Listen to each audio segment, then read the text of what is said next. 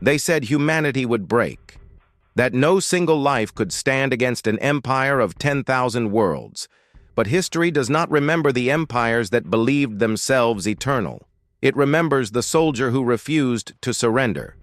This is his story. The empire had spread across 10,000 stars, a web of iron and fire that spanned the galaxy. Its fleets blotted out the skies of countless worlds, its laws carved into the bones of conquered civilizations. To resist it was to invite extinction. And yet, in the ashes of a forgotten Earth colony, one soldier remained. His name was Kale Ardent, a commander without an army, a warrior without a nation. Earth had been reduced to myth, its soil glassed, its cities erased. But Kale carried something no empire could extinguish: memory and a promise. The empire's war machine had not come to bargain. It demanded submission. Entire species bent their knees. Armies that once swore to fight for centuries fell silent in weeks. Against such overwhelming power, the idea of resistance seemed laughable. But Kyle did not laugh. He remembered the last words of his commander before Earth's final stronghold fell. If one soldier can hold the line, then humanity itself still breathes. Kale carried those words like a weapon sharper than any blade. He fought not with fleets, but with cunning. On the world of Threnos, when the Empire deployed 1,000 armored walkers, Kale sabotaged their supply chain with nothing but stolen codes and a scavenged transmitter. Entire legions starved in the desert while Kale vanished into the storms. On Arcturus IV, he infiltrated an orbital shipyard. With a single stolen detonator, he crippled half a fleet before the ships ever touched space. To the Empire, it was sabotage.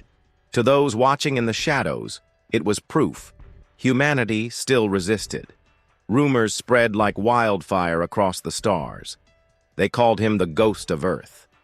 Empires thrive on fear, but Kale turned fear against them. Each act of defiance inspired whispers.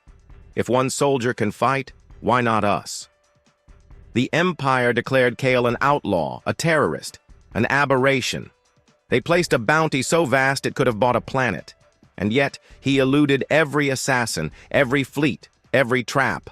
Because Kale was not fighting for survival, he was fighting to remind the galaxy that surrender was not the only path. But resistance carries a cost. Kale's body bore scars from plasma fire and alien blades. His eyes had seen comrades fall, worlds burn, civilians enslaved. And sometimes in the silence of a derelict station or beneath the ruined sky of a conquered city, he questioned himself. What can one man truly do against 10,000 worlds? It was on the dying planet of Epsilon Oris where Kale found his answer. The Empire had decreed the world unworthy of life, its population destined for extermination. Kale arrived too late to stop the fleet. But among the ruins, he discovered a group of survivors, scientists, farmers, children of alien species who had once fought beside humanity. They did not ask him for vengeance. They asked him for hope, and so Kyle stood before them, his voice steady though his heart was breaking. I cannot promise victory, but I can promise this: I will never surrender, and neither should you. Those words lit a fire. Survivors joined him, one by one, not as soldiers, but as believers. Kyle was no longer a lone warrior. He had become a symbol. The Empire grew desperate. It could not allow a legend to flourish. It dispatched its high warlord with an armada vast enough to darken the stars. Their orders were clear: hunt Kale down, erase every trace of him, silence the story of Earth once and for all. The final confrontation came above the shattered moon of Draven. Kale commanded no fleet, only a ragtag assembly of defectors, smugglers, and exiles who had answered his call. Against 10,000 warships, their odds were less than nothing. But Kale knew something the Empire did not. He had studied their patterns, their arrogance. He had learned that empires believe themselves invincible until the moment they shatter. The battle raged for days. Kale's outnumbered allies fought with desperation, using asteroids as weapons, hacking into enemy codes, striking not with strength but with audacity. When the High Warlord's flagship descended upon Kale's position, the soldier did not flee. He boarded it, alone. Inside the steel heart of the Empire, Kyle confronted the Warlord, a giant armored in centuries of conquest. Their duel shook the corridors of the ship. Blades clashed, plasma seared, and the weight of 10,000 worlds bore down upon one man. Kale was gravely wounded, but with his final strength, he activated the detonator hidden within his armor. Not a weapon of destruction.